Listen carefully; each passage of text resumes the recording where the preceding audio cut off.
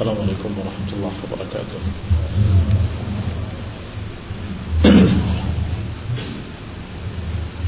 Innal hamdalillah nahmaduhu wa nasta'inuhu wa nastaghfiruh wa na'udzu billahi min shururi anfusina wa min sayyiati a'malina may yahdihillahu fala mudilla lahu wa man yudlil fala hadiya lahu.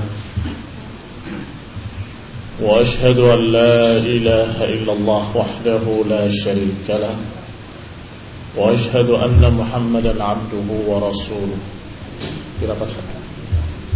صلى الله عليه وعلى آله وأصحابه والتابعين وتابع التابعين ومن تبعهم بإحسان إلى يوم الدين. يا أيها الذين آمنوا اتقوا الله حق تقاته ولا تموتن إلا وأنتم مسلمون. يا أيها الناس اتقوا ربكم الذي خلقكم من نفس واحدة وخلق منها زوجها وبث منهما رجالا كثيرا ونساء واتقوا الله الذي تساءلون به والأرحام إن الله كان عليكم رقيبا. يا أيها الذين آمنوا اتقوا الله وقولوا قولا سديدا يصلح لكم أعمالكم ويغفر لكم ذنوبكم ومن يطع الله ورسوله فقد فاز فوزا عظيما. أما بعد فإن خير الحديث كتاب الله وخير الهدي هدي محمد صلى الله عليه وعلى آله وسلم وشر الأمور محدثاتها فإن كل محدثة بدعة وكل بدعة ضلالة وكل ضلالة في النار. أخواني في الدين أعزكم الله، أخواني أهل السنة، أخواني السلفيين rahimani wa rahimakumullah. Enggak ada nasihat yang lebih penting daripada nasihat dengan ketakwaan. Karena itu merupakan wasiat Allah dan wasiat Rasul. Allah Subhanahu wa ta'ala ketika menyampaikan perintah-perintahnya dimulai dengan qul ta'alu atru ma harrama rabbukum 'alaikum, marilah kemari aku bacakan kepada kalian apa-apa yang diharamkan oleh Rabb kalian, yaitu agar jangan kalian beribadah kecuali pada Allah, kemudian berbakti kepada orang tua, sampai pada ayat ketiganya dari surat Al-An'am, dari mulai ayat 151, 152, 153. Diakhiri dengan kalimat wa anna hadza sirati mustaqiman fattabi'u wa la tattabi'us subula fatafarraqa bikum an sabilihi dzalikum wassaqum bihi la'allakum tattaqun. kata Allah, inilah jalanku yang lurus. Fattabi'uh, maka ikutilah dia. Wala tattabi'us subul, dan jangan ikuti jalan-jalan lain. Fatafarraqa bikum an sabilih, karena niscaya kalian akan tersesat dari jalannya. Dzalikum wasaqum bihi la'allakum tattaqun, yang demikian kami wasiatkan kepada kalian agar kalian bertakwa. Allah wasiatkan sebagai wasiat agar kalian bertakwa. Qulina azakumullah muslimin sahormati. Wasiat adalah nasihat yang penuh dengan tekanan. Sebagaimana tafsirkan dalam ayat ini, tafsir wasiat di sini adalah al-amr al-muakkad al-muqarrar. Sebagaimana dikatakan oleh Ibnu Athiyah. Sebagaimana dinukil dalam kitab Tirmizi dan syarah kitab Tauhid. Yani al-amr al-muakkad al-muqarrar, perintah yang ditekankan dan diperintahkan. Ini penuh dengan tekanan khusus, itu wasiat.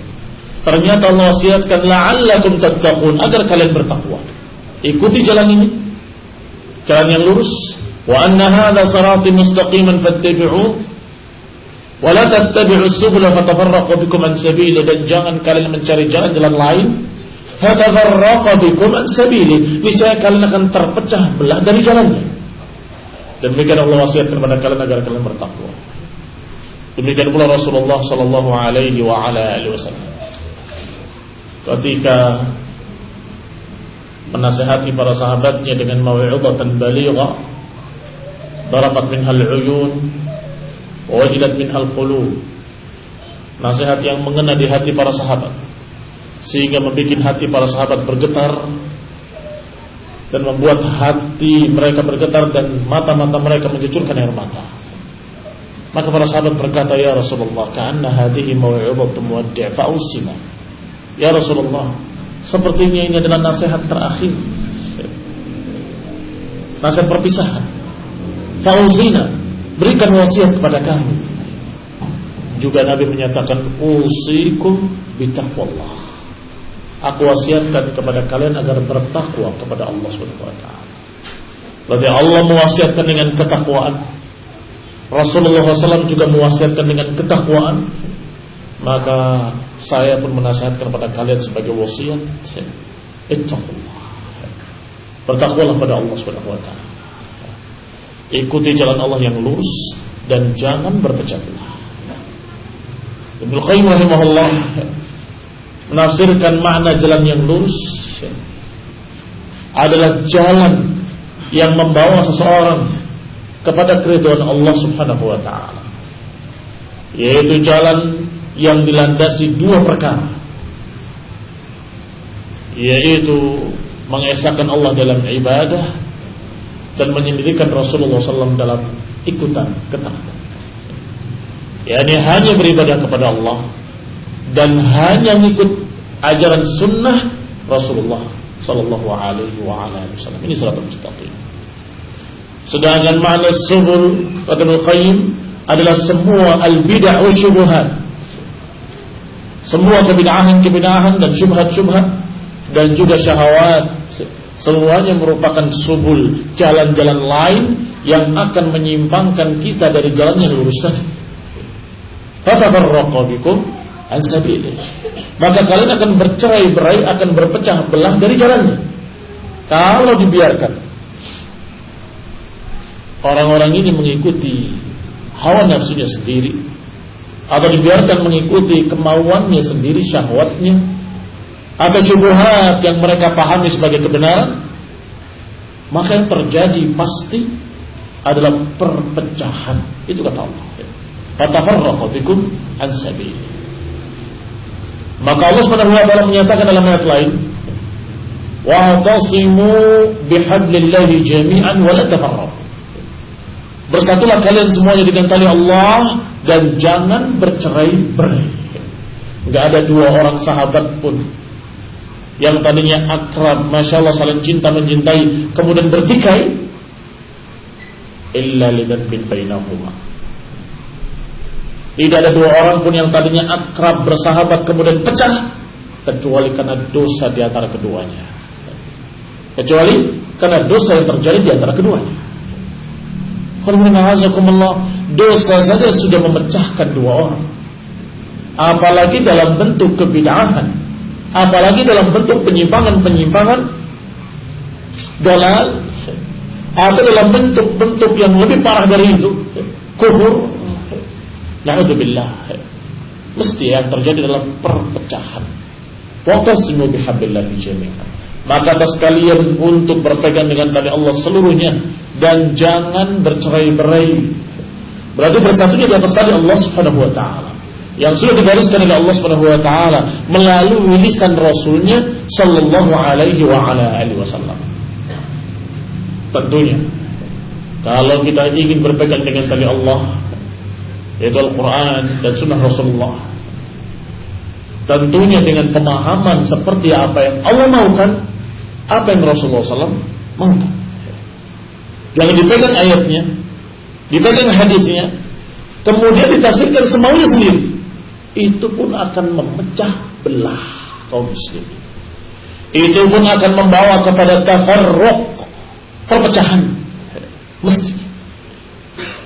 Berarti harus ada kesepakatan tafsir. Naam. Walillahil hamd, segala puji bagi Allah Subhanahu wa taala bahwa para sahabat sepakat memahami Quran dan mengamalkannya di hadapan Rasulullah, di hadapan Nabi Allah, dan di masa wahyu masih turun dari Allah Subhanahu wa taala. Artinya ketika mereka menerapkan ayat Allah, ketika mereka menerapkan hadis Rasulullah SAW masih hidup dan ayat masih turun. Kalau mereka salah, akan ditegur oleh Rasulullah SAW. Laisa kama taqulun, katakan begitu. Tidak seperti yang kalian katakan. Innama adzulm asyirik. Sesungguhnya kezaliman itu kesyirikan. Itu sebagai contoh. Ketika para sahabat mendengarkan ayat Allah Subhanahu wa taala, alladzina amanu wa lam yalbisu imanahum bidzulmin ulaika lahumul amnu wa hum muhtadun. Orang-orang beriman yang tidak mencampuri imannya dengan kezaliman, maka mereka akan mendapatkan keamanan dan mendapatkan bimbingan. Maka para sahabat ketakutan. Beriman tidak mencampuri imannya dengan kezaliman. Para sahabat memahami dosa-dosa, berarti beriman dan tidak punya dosa. Ini berat sekali ya Rasulullah. Mereka mengeluh beratnya ayat ini. Ya Rasulullah, ayyuna lam yuzlim nafsah. Ya Rasulullah, siapa di antara kami yang tidak mendolimi dirinya sendiri? Siapa di antara kami yang tidak pernah berbuat dosa? Ya, ini ungkapan bahwa ayat ini syaratnya berat sekali. Beriman dan tidak mencampuri imannya dengan kezaliman. Maka Rasulullah SAW menegurnya, laisa kama taqulun. Atau dalam riwayat, laisa alladhi ta'nun. Tidak seperti yang kalian maksudkan. Bahwasanya yang dimaksud dengan kezaliman di sini adalah kesyirikan. Berarti siapa yang beriman dan tidak mencampuri imannya dengan kesyirikan. Dan demikianlah para sahabat menerapkan, memahami, mempraktekkan di hadapan Rasulullah SAW dan di hadapan Allah Subhanahu wa taala yang masih menurunkan wahyu. Kalau ada kekeliruan akan turun ayat. Mereka berkata begini, mereka berkata begitu. Yas'alunaka, mereka bertanya padamu tentang ini, mereka bertanya tentang itu. Allah turunkan ayat. Sehingga apa yang diamalkan oleh para sahabat, dipraktekkan dan diterapkan oleh mereka radhiyallahu ta'ala anhum dari Quran dan Sunnah adalah perkara-perkara yang sudah dipersaksikan oleh Allah dan dipersaksikan oleh Rasulullah tentang kebenaran pemahaman mereka. Sehingga kembali kita katakan, wa'tasimu bihablillahi jami'an wa la tafarraqu. Bersatulah kalian semuanya dengan tali Allah ini dan jangan bercerai-berai. Quran, Sunnah, dan apa yang dipahami oleh para salaful ummah. Kalau tidak demikian akan terjadi kafir. Setelah mereka bersepakat dan kita bersepakat berpegang dengan kitab Sunnah, dengan mafahim as-salaf, dengan apa yang dipahami oleh para sahabat radhiyallahu alaihim ajma'in, muncul permasalahan baru. Dari mana kalian tahu kalau itu ucapan Abu Bakar wa Umar? Alhamdulillah.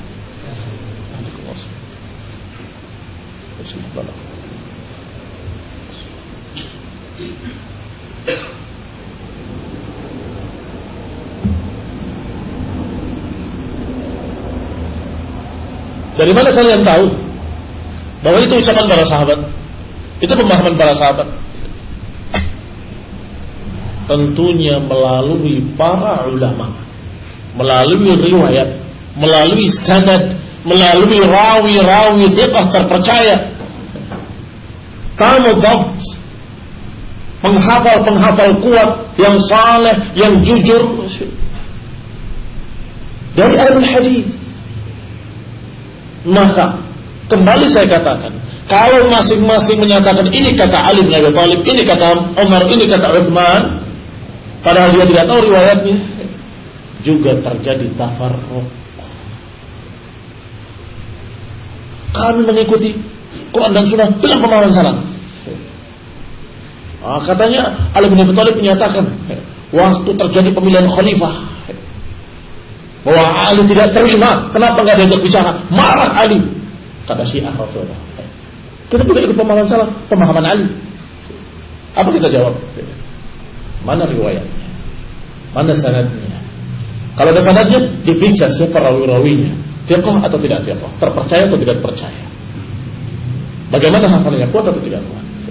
Kalau sudah semuanya masya Allah rijal aqwiya, thiqah dan mudhabt, masih ditanya lagi, muttasil sanad atau tidak muttasil? Atau munqati'? Kalau munqati' dhaif.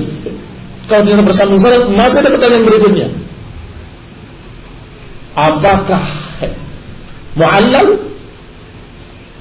atau tidak? Apakah syadz atau tidak? Kalau ternyata ghairu mu'allal wala syadz, kita terima. Baru pertanyaan pertama sudah tidak terjawab oleh Syiah. Tidak ada sanadnya, tidak ada riwayatnya. Bukunya hanya buku Nahjul Balaghah yang kumpulan ucapan-ucapan Ali dan syair-syair Ali yang tanpa sanad sama sekali. Yang kata Syekhul Islam Ibnu Taimiyah rahimahullah bahwa buku ini atau apa yang di dalamnya diatasnamakan pada Ali bin Abi Thalib dalam keadaan tidak bersanad sama sekali. Kalaupun ada sanadnya mesti dhaif karena orang pertama yang menyusunnya adalah seorang kadzdzab, pendusta. Namanya Abdul Husain. Namanya sudah syirik, Abdul Husain Musa Musawi. Baik, berarti fenomena azab ini contoh kasarnya, contoh besarnya. Bisa jadi ada tengah-tengah kita orang yang menyatakan ini pemahaman sahabat, tapi nggak membawa riwayat, nggak membawa sanad, nggak membawa bimbingan para ulama, ucapan-ucapan para ulama. Kalau kemudian masing-masing dengan seenaknya menyatakan ini salaf, ini salaf, ini salaf, ini dari salaf, ini dari salaf, ini dari salaf, juga terjadi tafarruq. Maka yang keempat, tidak mungkin bisa mencapai kitab wa sunnah dengan pemahaman salaf kecuali melalui para ulama ahlul hadis. Siapa yang mengentengkan pentingnya untuk berhubungan dengan para ulama, maka dipertanyakan kesalafiahannya. Iya kan? Terus dari mana dia tahu? Manhaj salaf, salafi. Ayo tanyakan pada para ulama tentang fatwa ini. Dikit-dikit ulama. Kalau untuk NU nunggu ulama. Bagaimana orang seperti ini? Apakah kita percaya kepada dia salafi? Orang betul-betul minta bimbingan para ulama dikatakan NU nunggu ulama katanya. Dikit-dikit ulama. Kalau dibiarkan masing-masing mengaku salaf, mengaku ahli sunnah, kemudian mengatakan ini adalah manhaj salaf, ini manhaj salaf, dalam keadaan dia tidak terbimbing oleh para ulama, khususnya para ulama ahli sunnah, ahlul hadis, maka mesti akan terjadi tafarruq. Wa'tasimu bihablillahi jami'an wa la tafarraqu. Berbedanya kalian dengan tali Allah seluruhnya dan jangan berpecah belah. Maka Allah Subhanahu wa taala mengingatkan selanjutnya, wadhkuru ni'matallahi 'alaikum in kuntum a'da'an fa'alafa baina qulubikum. Dan ingatlah nikmat Allah atas kalian yang tadinya kalian bermusuh-musuhan, tetapi dengan nikmat Allah kalian menjadi bersaudara. Fa asbahtum bi ni'matihi ikhwana. kalian dengan kenikmatan dari Allah kalian jadi bersaudara. Khalidina azakumullah, itu nikmatan pertama yang sangat besar di dunia, nikmatul ukhuwah. Yang kedua, wa kuntum ala sab'a hufratin minan nari fa anqadhakum minha. Kalian di pinggir jurang neraka baginya, sebentar lagi akan binasa. Fa anqadhakum minha, Allah selamatkan kalian daripadanya. Ini kenikmatan yang berikutnya yang a'zam wa a'zam, nikmat yang lebih besar. Kadzalika yubayyinullahu lakum ayatihi la'allakum tahtadun. Demikian Allah jelaskan bagi kalian ayat-ayatnya la'allakum tahtadun, agar kalian mendapat bimbingan hidayah. Lihat ikhwan kaum muslimin yang saya hormati, ahli sunnah salafiyin rahimani wa rahimakumullah. Allah memerintahkan untuk berpegang bersama-sama jami'an, jangan berpecah belah. Bersama-sama berpegang dengan tali Allah, Quran dan Sunnah, tentunya dengan pemahaman yang Allah maukan, sebagaimana dipahami oleh orang-orang yang dipersaksikan oleh Allah dan Rasulnya, yaitu ucapan-ucapan para sahabat, pemahaman mereka para sahabat, dan melalui sanad yang sahih, maka harus melalui para ulama ahli hadis. Niscaya kalian akan bersatu. Wala tafarraqu, jangan bercerai-berai. Artinya jangan meninggalkan prinsip-prinsip tadi, jangan meninggalkan tali Allah. Fatafarraqu, jangan meninggalkan tali Allah, kalian akan bercerai-berai, kalian akan berpecah, bertikai. Ikhwanina a'azakumullah, alhamdulillah, Allah memberikan kenikmatan ukhuwah kepada kaum muslimin. Maka jangan sampai nikmat ukhuwah itu tercabut kembali oleh Allah dan kemudian ditimpakan bala bencana dalam bentuk tafarruq. Na'udzubillah. Allah ingatkan, wa'dzkuru ni'matallahi 'alaikum, ingatlah nikmat Allah atas kalian yang kalian tadinya bercerai-berai, berpecah belah. Dulunya di zaman jahiliyah kalian dalam keadaan berperang terus-menerus. Bahkan Aus dan Khazraj berperang sampai 100 tahun lebih, saling mewasiatkan kebencian, saling mewasiatkan dendam. Abu an jadduh, abaihim an ajdadihim, dari bapak-bapak mereka, dari kakek-kakek mereka, warisannya adalah pesan bahwa mereka punya hutang darah atas kalian, maka bayarkanlah hutang darah mereka, tumpahkan darah mereka sebagai terusan tertumpahnya darah nenek moyang kalian. Ingat itu, wahai anak cucuku. Begitu, karena 100 tahun lebih. Sehingga kata Aisyah radhiyallahu taala anha, sungguh demi Allah, semua orang tidak menduga bahwa dua kelompok ini akan bersatu. Tidak mungkin. Sampai jadi pepatah, oh nggak mungkin bersatu, sebagaimana nggak mungkinnya Aus dan Khazraj. Begitu, jadi pepatah. Ini orang nggak akan bisa bersatu sebagaimana tidak mungkin bersatunya Aus dan Khazraj. Secara akal manusia kayaknya nggak mungkin bisa bersatu. Ternyata dengan ni'mah minallah mereka asbahu ikhwana.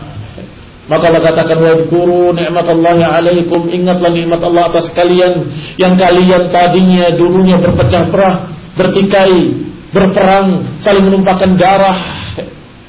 Ternyata fa asbahtum bi ni'matihi ikhwana.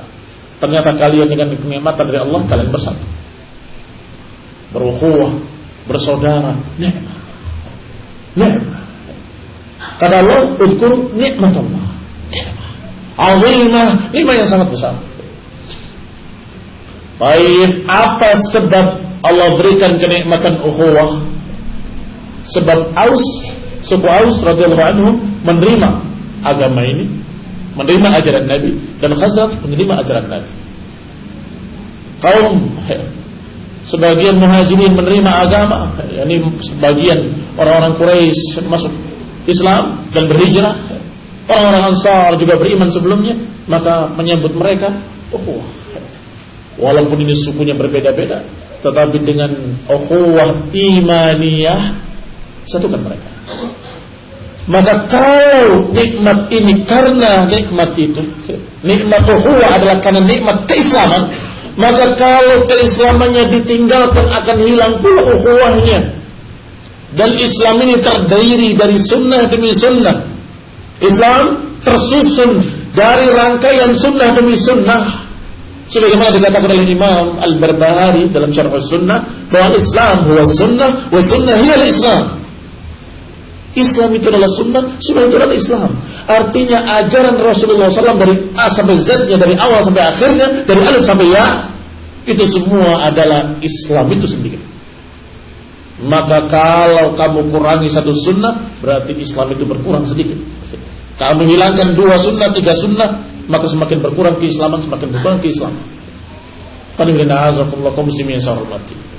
Maka kalau ditinggalkan ajaran sunnah Rasulullah SAW, akan berkurang agama mereka. Seiring dengan berkurangnya agama, akan berkurang pula nikmatul ukhuwah. Mulai agak renggang, mulai agak renggang. Semakin menyimpang dari sunnah, semakin jauh perpecahan dan semakin dahsyat. Ini sebelum terjadi diperingatkan. Wala tafarraqu, jangan bercerai-berai. Ada yang bertanya, bagaimana Ustaz kalau sudah terjadi perpecahan?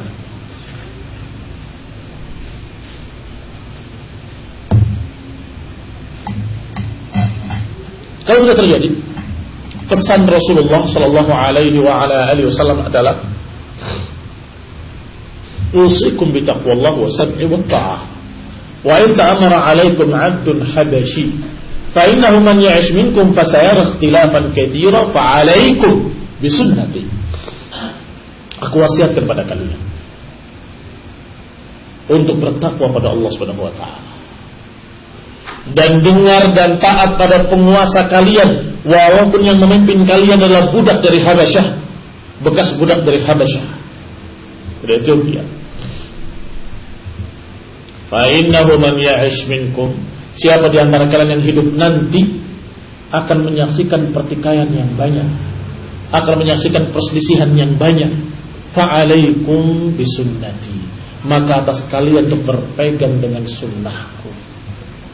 Dan pesannya, kalau kalian melihat pertikaian, perpecahan di kalangan kaum muslimin, bahkan mungkin di kalangan orang-orang yang mengaku ahli sunnah, maka alaikum bisunnati, atas kalian untuk berpegang dengan sunnahku, dengan ajaranku. Karena perpecahan itu adalah fitnah juga, dan perpecahan itu merupakan sesuatu musibah, dicabutnya kenikmatan ukhuwah, dan kemudian mereka dalam keadaan menjadi rendah karena perpecahan tersebut. Maka sama jawabannya dengan hadis yang kita bahas tadi siang, yaitu la yanzi'ukum hatta tarji'u ila dinikum. Enggak bisa hilang kembali kehinaan tersebut, kerendahan tersebut, hingga kalian kembali kepada agama kalian, kembali kepada yang tadi, Quran wa sunnah, dengan pemahaman sahabat melalui para ulama, para imam ahli sunnah, para ulama ahli hadis, dan para ulama yang baca kitab-kitab mereka. Alhamdulillah, tidak ada cara lain, harus kembali kepada agama. Kalau begitu bagaimana yang tidak mau kembali? Kalau mereka tidak mau kembali, sudah kita ajak, maka wama alaina, tidak atas kita tanggung jawabnya. Wama alaina illa al-bala, kita hanya menyampaikan. Kalau mereka mau kembali pada sunnah, walhamdulillah. Kalau mereka tidak mau kembali, itu urusan mereka dengan Allah Subhanahu wa taala. Kita sudah menyampaikan. Sementara belum berpecah, kita jaga supaya jangan pecah. Tapi kalau sudah terjadi perpecahan, kita berpegang dengan sunnah dan berjalan dengan orang-orang yang tetap di atas sunnah. Maka yang menyimpang itu yang salah. Kenapa kalian menyimpang dari sunnah? Kenapa kalian meninggalkan ucapan para ulama? Kenapa kalian meninggalkan bimbingan fatwa para ulama? Kenapa kalian menjauh dari para imam-imam ahli hadis?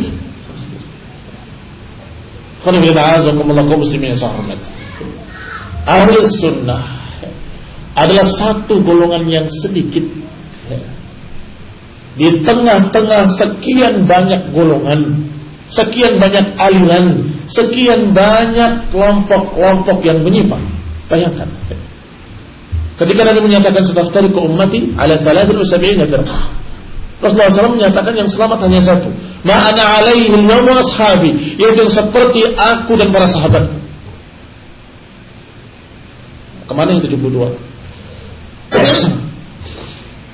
Nabi sallallahu alaihi wasallam menyatakan kulluhum finnar.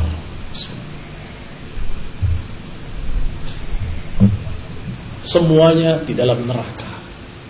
Ini ancaman. Semuanya di dalam neraka. Illa wahidah, kecuali satu. Artinya semua dalam keadaan menyimpang.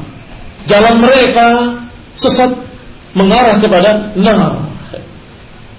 1:72. Belum lagi 1 dari 72 itu bisa berpecah-pecah lagi. Syiah ada macam-macam Syiah. Mu'tazilah ada bertingkat-tingkat Mu'tazilah. Lihat, sekian banyak aliran-aliran. Sedangkan ahli sunnah satu sedikit. Maka kalian dan kita dan semua ahli sunnah mesti akan menghadapi banyak musuh. Mesti akan menghadapi banyak musuh, dan itu risiko yang harus dihadapi oleh seorang mukmin sunni salafi. Itu adalah risiko yang harus dihadapi sebagai ujian di dunia. Alif lam mim hasiban nasu an yutraku ay yaqulu amanna wa hum la yuftanun. Alif lam mim, kata Allah. Apakah manusia dibiarkan mengatakan kami beriman tanpa diuji? Mesti akan menghadapi ujian.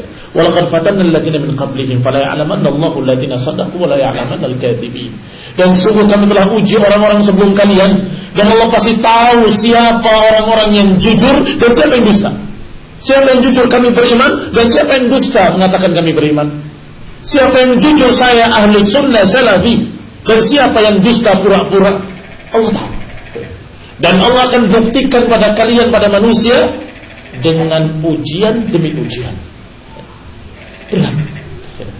Ujian-ujian yang semakin berat, semakin berat, semakin berat sesuai dengan tingkatan keimanannya. Yang paling berat tentunya al-anbiya, tsummal amsal, tsummal amsal. Yang paling berat adalah para nabi, kemudian yang berikutnya, yang berikutnya. Maka tentunya wajar kalau kita berpendirian kuat, berpegang dengan Quran dan Sunnah, berpegang dengan tauhid was sunnah, kemudian menghadapi berbagai macam gangguan-gangguan, pertentangan-pertentangan, itu sangat amat wajar. Karena menghadapi 72 golongan, dan 72 golongan itu mereka akan bersatu padu melawan ahli sunnah, akan bersatu padu sesama ahlul bid'ah. Mereka enggak akan saling menentang kalau memerangi ahli sunnah. Sesama mereka bertikai. Tetapi ketika melihat ahli sunnah, sepakat mereka. Mereka tidak pernah sepakat kecuali dalam memusuhi ahli sunnah. Mereka tidak pernah bisa sepakat ahli bid'ah ini kecuali dalam memusuhi ahli sunnah. Sepakat mereka. Kalau dalam perkara-perkara lain mereka selalu berselisih. Memang mereka dijuluki dengan ahlul furqah, ahli sunnah wal jamaah. Sedangkan ahli bid'ah wal furqah, sehingga selalu berpecah. Tetapi giliran menghadapi ahli sunnah mereka sepakat.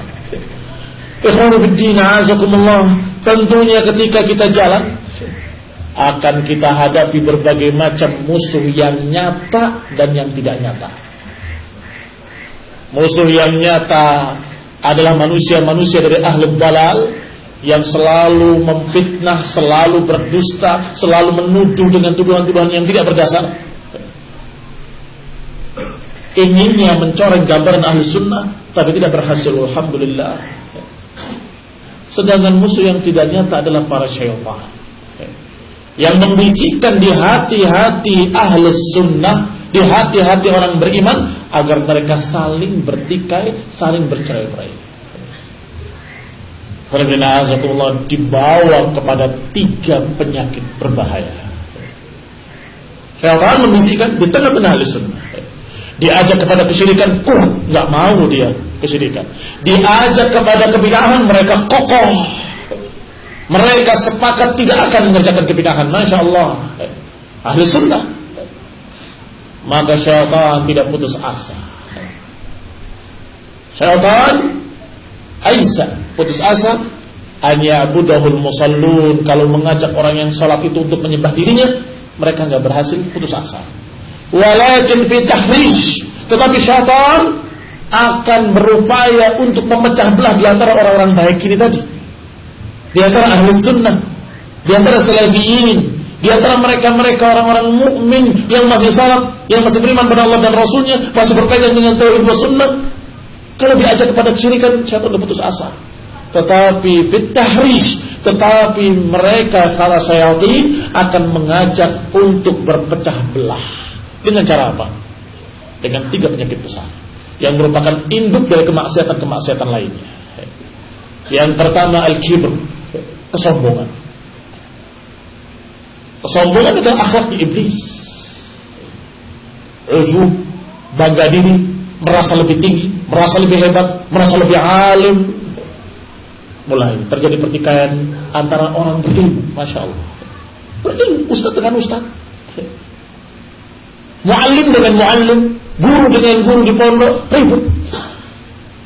Padahal pondoknya sama, prinsipnya sama, sama-sama ahli sunnah.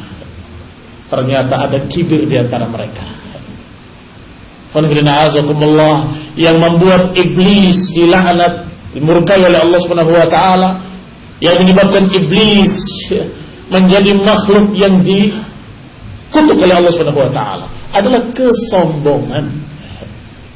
Sejak diciptakannya Adam, iblis sudah curiga, ini makhluk berbeda dengan saya.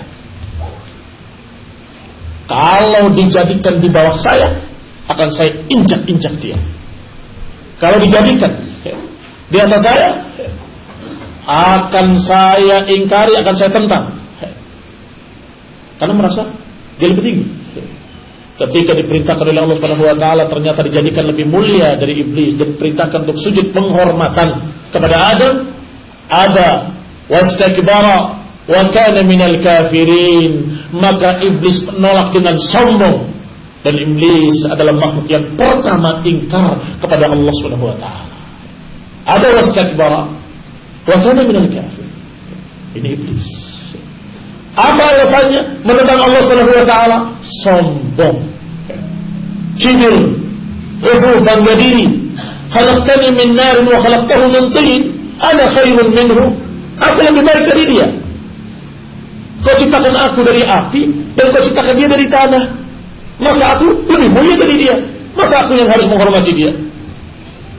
Qanibina azakumullah, lihat al-kibr, batarul haq wa ghamtun nas.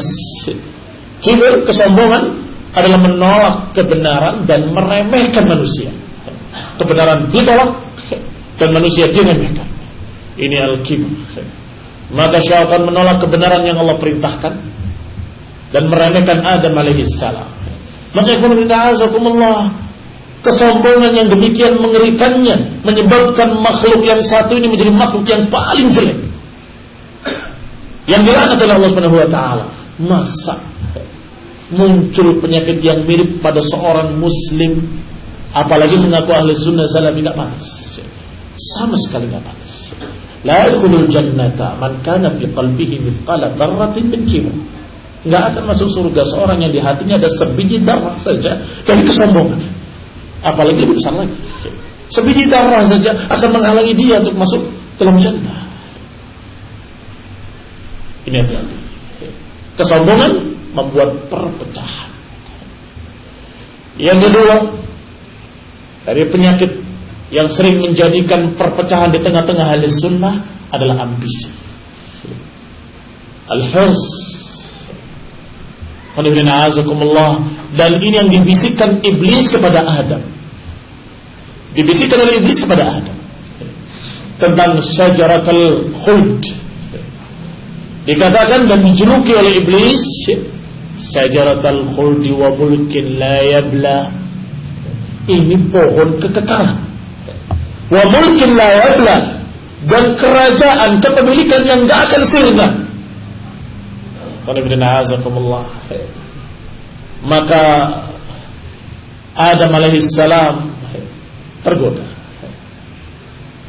dan Hawa terbawa. Kemudian ambisi, ingin tetap memiliki mulk la yabla, ingin tetap khuld di sana, takut kehilangan. Kemudian dilanggar perintah Allah Subhanahu wa taala. Wa Adam alaihi salam sudah bertaubat dengan taubatan nasuha. Sujud kepada Allah, menangis pada Allah, Rabbana zalamna anfusana fa in lam taghfir lana wa tarhamna lanakunanna minal khasirin. Ya Allah, kami telah mendolimi diri kami sendiri. Kalau Engkau tidak maafkan kami, tidak ampuni kami, niscaya kami menjadi orang-orang yang merugi, meratap sehingga Allah Subhanahu wa taala mengampuninya dan memaafkannya. Sehingga jangan kisah ini menjadi celah bagi Adam alaihi salam, tetapi jadi pelajaran bahwa seringkali syaitan membisikkan dengan satu bisikan yang Adam saja terbawa, apalagi kita. Apa itu? Diajak untuk semangat ambisi dunia, ambisi kepemimpinan, ambisi untuk mengumpulkan harta sebanyak-banyaknya, ambisi untuk menjadi tokoh, ambisi untuk menjadi begini, menjadi begitu. Ini penyakit yang kedua yang menjadi penyebab seorang terbawa untuk terus dan kemudian bersaing dengan persaingan yang tidak pantas, bersaing dengan persaingan yang tidak sehat, dan maka terjadilah perpecahan kembali. Ini fenomena yang kedua. Yang ketiga adalah al-hasad. Dan tiga perkara ini dinukil oleh Syekh Muhammad bin Umar Bazmul, tiga penyakit ini dalam buku beliau At-Ta'sil fi Talab al-Ilm. Ini saya ambil dari sana. Bahwasanya yang ketiga adalah al-hasad, dengki, iri. Kalau mereka dalam keadaan tidak memiliki penyakit yang satu ini, mereka aman-aman saja. Saudaranya mendapatkan kenikmatan, dia senang. Alhamdulillah, kamu sekarang baik, kamu sekarang begini, kamu sekarang begitu. Tetapi kalau ternyata penyakit hasad ada pada seseorang, maka jadi sebaliknya. Kalau saudaranya mendapatkan keuntungan, dia cengeng. Kenapa kok dia yang dapat, bukan saya? Kenapa kok dia yang ditokohkan, bukan saya? Harusnya saya. Saya kan lebih alim, saya kan lebih banyak ilmunya, saya kan begini, saya kan begitu. Inna lillahi wa inna ilaihi raji'un. Maka ini musibah, musibah yang menimpa kaum muslimin ketika mereka sudah termakan oleh ambisi, termakan oleh kesombongan, dan termakan oleh kedengkian sesama mereka. Yang namanya ukhuwah adalah kita senang kalau saudara kita senang, dan kita sedih kalau saudara kita tertimpa musibah atau sesuatu kesedihan. Kita ikut sedih. Itu ukhuwah. Gembira bersama mereka, sedih bersama mereka. Umar bin Khattab radhiyallahu taala anhu, ketika Rasulullah SAW bermusyawarah bagaimana kita memperlakukan tawanan-tawanan ini, mengusulkan dengan usulan yang beda sendiri. Yang lain menyatakan, ya Rasulullah, mereka kan masih kerabat kita, masih saudara kita, minta saja tebusan dari mereka. Yang satu menyatakan, ya Rasulullah, begini saja, begitu saja. Tapi Umar menyatakan, ya Rasulullah, kalau aku berpendapat, bunuh semua mereka. Keesokan harinya, Umar datang dalam keadaan Abu Bakar dan Rasulullah SAW menangis. Maka Umar bin Khattab menyatakan, Malikikuma, apa yang bikin kamu berdua menangis? Aku ingin menangis bersama kalian. Ceritakan kepada aku. Dia ingin ikut sedih bersama mereka. Coba ceritakan apa yang menyebabkan kalian sedih. Ternyata ayat yang turun dari Allah Subhanahu wa taala yang menegur beliau sallallahu alaihi wa ala alihi wasallam. Tidak pantas bagi seorang nabi. Maka li nabiyyin an yakuna lahu asra hatta yuzkhina fil ardh. Tidak pantas seorang nabi memiliki tawanan-tawanan sampai dia mapan di muka bumi. Artinya membenarkan usulnya Umar dan menyalahkan usul yang tebusan-tebusan tadi. Tetapi asyahid bahwasanya Umar menyatakan, apa yang menyebabkan kalian menangis? Aku ikut menangis bersama kalian. Beda dengan orang yang tidak memiliki sifat seperti itu, sifat hasad. Rasain lu nangis, kan begitu.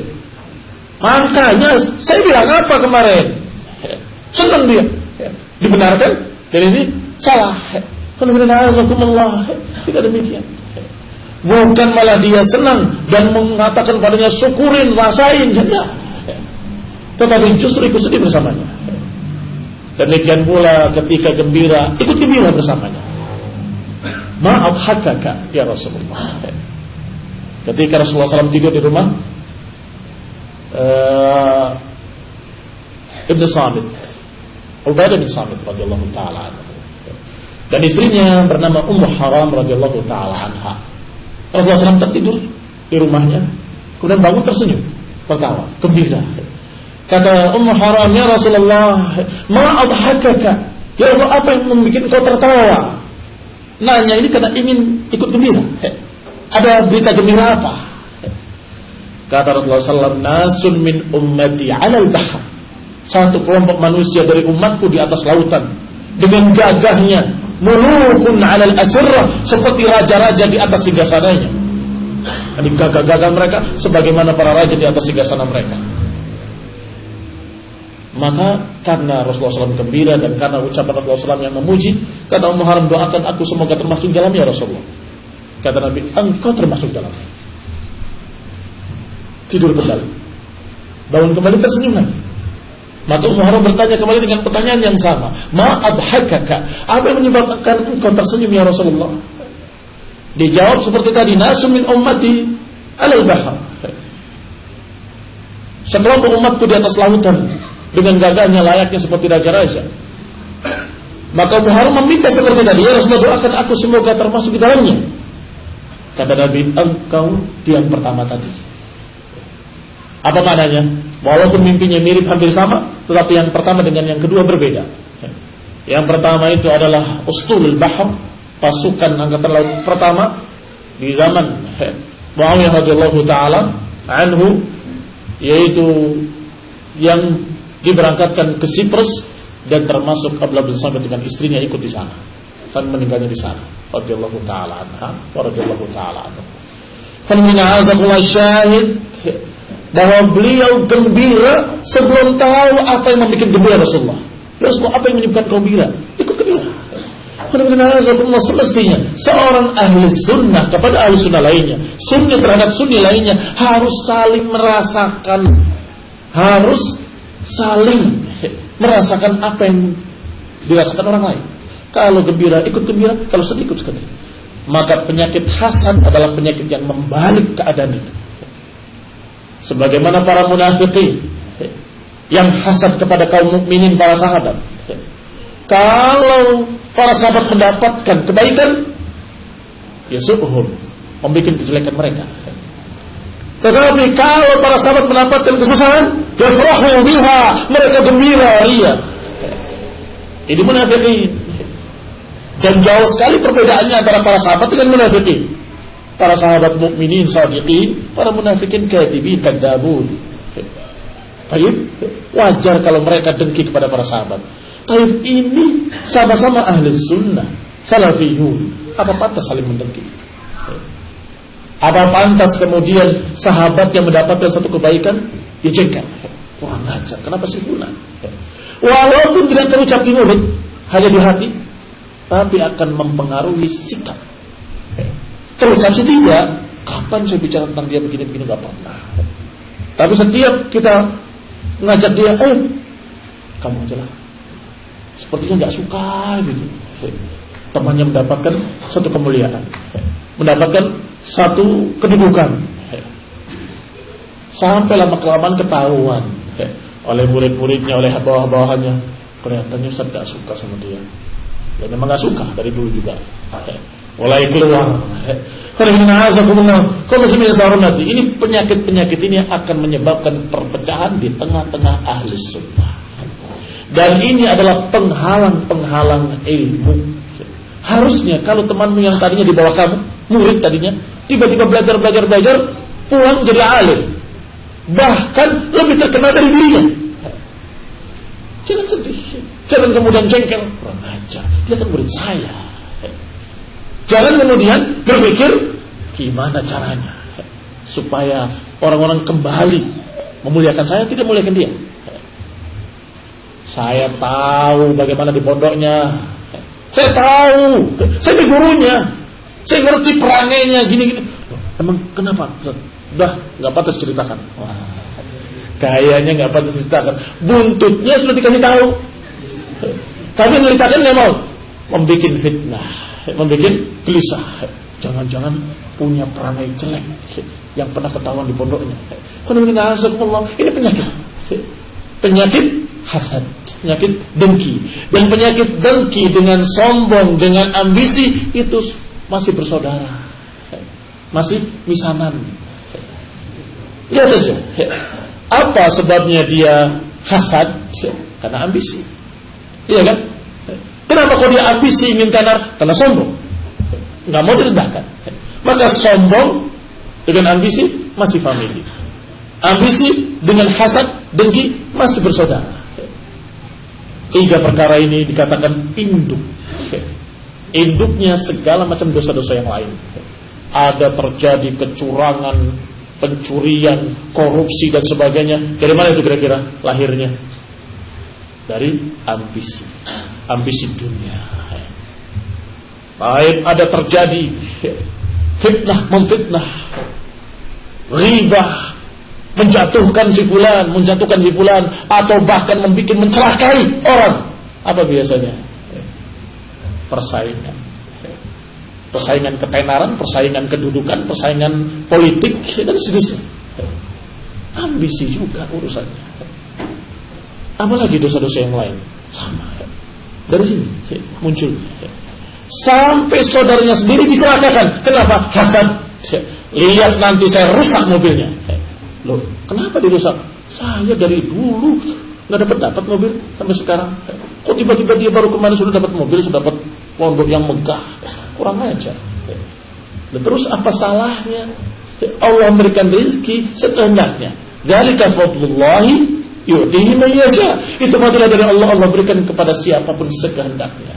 Maka ikhwan fillah azakumullah, kembali saya katakan dari awal pertama nasihati adalah usikum bitaqwallah.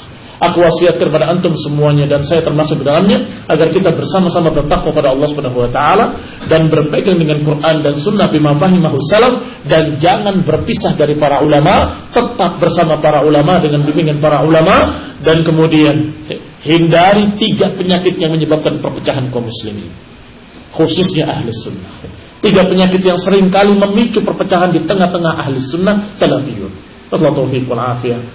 ونسأل الله الهداية ورحمة ونسأل الله تعالى الثبات على التوحيد والسنة ونسأل الله تعالى السلامة والعافية في الدنيا والآخرة آمين وصلى الله محمد وعلى آله وصحبه وسلم تسليما كثيرا سبحانك اللهم وبحمدك أشهد أن لا إله إلا أنت أستغفرك وأتوب إليك والعفو منكم والسلام عليكم ورحمة الله وبركاته.